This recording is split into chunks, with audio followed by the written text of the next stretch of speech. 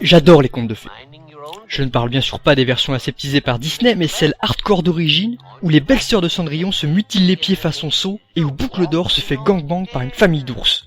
Enfin, je crois. Du coup, lorsque j'ai découvert que la série télé Grimm se proposait de moderniser cet univers pittoresque, mon cœur fut joie. Et... puis après je l'ai regardé. Cette série est un véritable exercice de classicisme. Malgré son intéressant pitch de départ, à savoir que les contes de fées ne sont pas des contes de fées, elle se transforme très vite en une banale série policière matinée d'un peu de surnaturel, confirmant, pour ceux qui en doutaient, qu'il n'existe que 3 carrières possibles dans le monde merveilleux des séries télé. Flic, docteur et vampire émo. Et moi qui croyais qu'il était possible de faire autre chose que les experts contes de fées ou la police criminelle. Mais au lieu de vous demander de me croire sur parole, plongeons sans plus attendre dans l'analyse du pilote pour mieux comprendre de quoi elle retourne.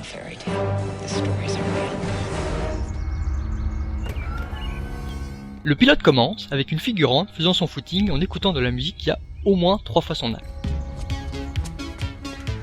Bien sûr! Comme elle n'a pas remarqué qu'elle porte un sweat à capuche rouge dans une série télé basée sur les contes de fées, elle se rend gaiement dans une forêt glauque. Et je me demande bien ce qui va pouvoir lui arriver. Oh cool! Une figurine moche! Mais qui a bien pu la laisser là? Je suis vraiment très intriguée, alors je vais réfléchir pendant 10 longues secondes pour laisser le temps à un éventuel agresseur de me tomber sous le palais. Arrête ta musique, bien. Oh mon sang, ça doit probablement être le piège le plus inutile que j'ai jamais vu. Vous pouvez pas simplement lui sauter dessus pendant qu'elle courait au lieu de tenter de l'hypnotiser avec une figurine Kinder. C'est pas comme si elle allait lui faire une esquive ninja ou je ne sais quoi, vu que de toute façon il se déplace comme Usain Bolt avec un moteur à réaction dans le feu. Et puis d'ailleurs, il aurait fait quoi si elle s'était pas arrêtée? Parce que bon, c'est juste une vieille statuette pourrie qu'il a mis sur la branche. Pas un lingot d'or ou 300 grammes de cocaïne. Oh, une fée violente! Les gens laissent vraiment traîner n'importe quoi. Oh merde. Reviens! J'ai des bonbons! Bref, après ce meurtre de figurante totalement inattendu, on découvre enfin notre héros, Capitaine Insipide, qui va bientôt se marier.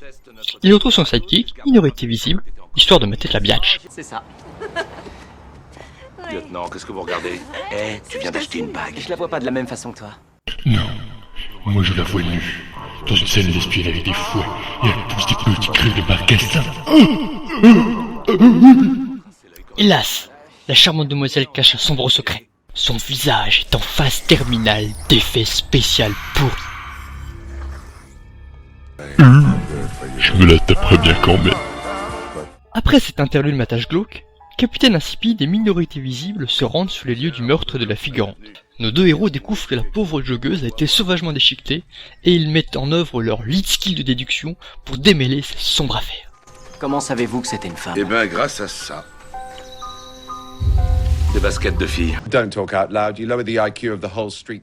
Parce que bien sûr, tout le monde sait qu'aucun homme n'est capable de mettre ce genre de chaussures. Si c'est génétique, nos pieds doivent probablement s'enflammer à leur contact. Oh. Oubliez ce que j'ai dit. Peu après, nos deux héros retrouvent le baladeur MP3 de la joggeuse que personne n'avait encore vu alors qu'il est rose, fluo, au milieu des bois. Un lecteur MP3. C'est quoi cette chanson?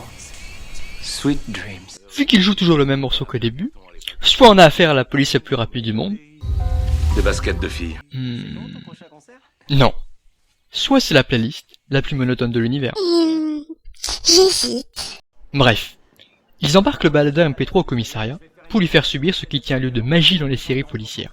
Déteste ADN. Je vais porter le MP3 au labo.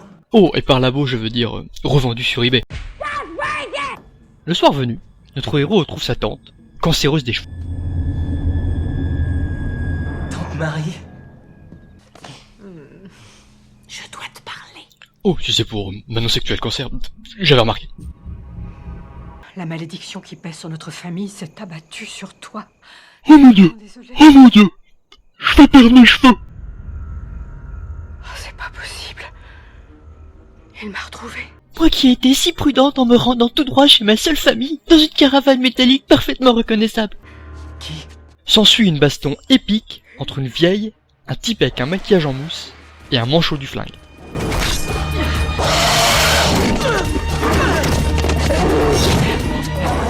Slap, motherfucker!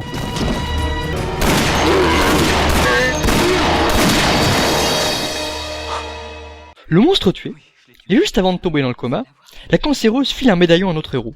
Probablement la Triforce de la connerie ou je ne sais quoi. Ne perds jamais ça. Protège-le au péril de ta vie.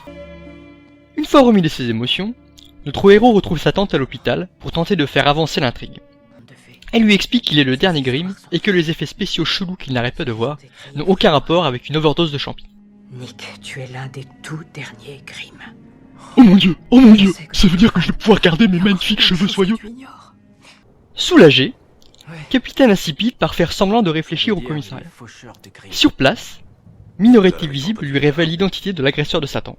Mais ces empreintes correspondent à celles d'un certain Lyndon de Chicago, recherché pour agression, viol et meurtre. Et en plus il était nazi, pédophile, communiste, Moche, con, méchant, sataniste. Et joue aux jeux vidéo. Donc rien collègue, le manichéisme de la série est sauf. Nick, le capitaine veut te voir. Qu'est-ce qu'il me veut? Je sais pas. Peut-être que tu as tué quelqu'un avec ton arme de service aujourd'hui. Pour votre première fois, vous n'avez pas abattu n'importe qui. Comme il ne parvient pas à dormir, notre héros va fouiller dans la caravane de Satan. Il y découvre un arsenal entièrement conçu pour la discrétion en milieu urbain. Oh, super. Aucune arme à feu alors que les monstres y sont sensibles. Il tombe également sur un bouquin qui doit apparemment être magique parce qu'il lui suffit de tourner 2 pages pour toujours tomber sur ce qu'il cherche. Ok, je veux voir la Butterface de ce matin.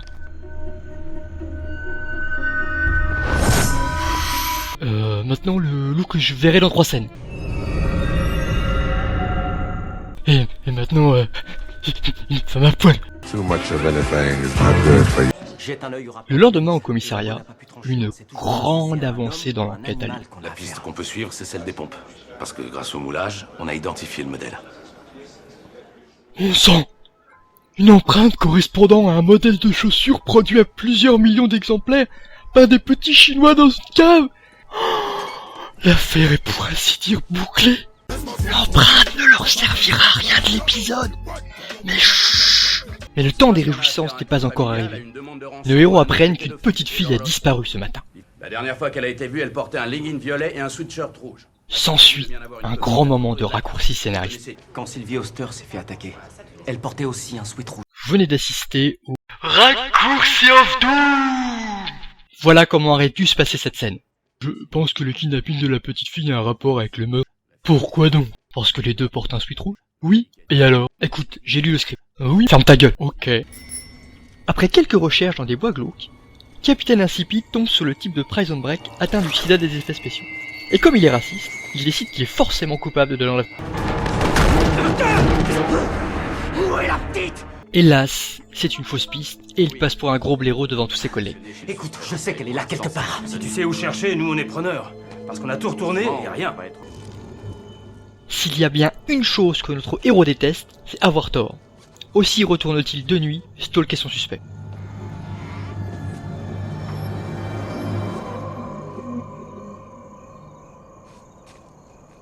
Je saute par les fenêtres sans raison, wouhou! Capitaine Insipide se rend alors enfin compte de son erreur. En vrai, le mec de Prison Break est un loup gentil, et il lui explique que tous les siens ne sont pas forcément méchants, et qu'il est possible de vivre main dans la main, dans la tolérance et le respect d'autrui. Pour rester gentil, je suis un régime alimentaire strict, je prends des médocs et je fais du sport. Mais comme notre héros est un petit peu un salaud, il menace le seul type sympa pour qu'il l'aide à trouver la fille. Vous feriez mieux de me le dire tout de suite, sinon Je vous en prie, ne me menacez il faut savoir qui l'a enlevé. Convaincu par son argumentation à base de Aide-moi ou je te tape! le loup résout l'enquête à la place de Capitaine Insipide en pistant l'odeur du kidnappeur. Oh, j'ai quelque chose. Je peux sentir un scénariste feignant. Malheureusement, alors qu'ils approchent de la demeure du vilain, le loup, terrifié à l'idée de rentrer en contact avec l'un des siens, et parce que ça serait quand même con de profiter du seul personnage intéressant de la série pour des minutes, abandonne notre héros. Je suis désolé, mais je peux rien faire de plus. Il faut que je me sauve. Dépité, notre héros se rabat sur son coéquipier. Dans une maison. Après avoir pris grand soin de traverser la rivière pour que leur odorat ne les trahisse pas, il frappe à la porte. Ok. Bien sûr, comme le grand méchant n'a pas exposé de cadavre de petite fille dans son salon, il semble au premier abord innocent. Mais un petit détail débile va le trahir. La chanson. Quelle chanson? Il fredonnait Sweet Dreams que Sylvie Huster écoutait quand elle a été tuée. Quoi? Attendez, je vous fais écouter le passage.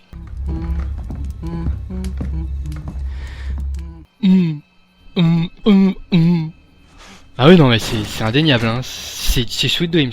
Enfin, la version bulgare ou klingon. Oui. Oh, oui, Enfin bref. Du coup, il bute le vilain en état de pas légitime défense, il récupère la mioche, et ils vécurent heureux et eurent beaucoup d'enfants. Ah non, zut, c'est vrai. On est de la police. On a le droit à une dernière scène stupide pour bien conclure l'épisode. Je le ferai.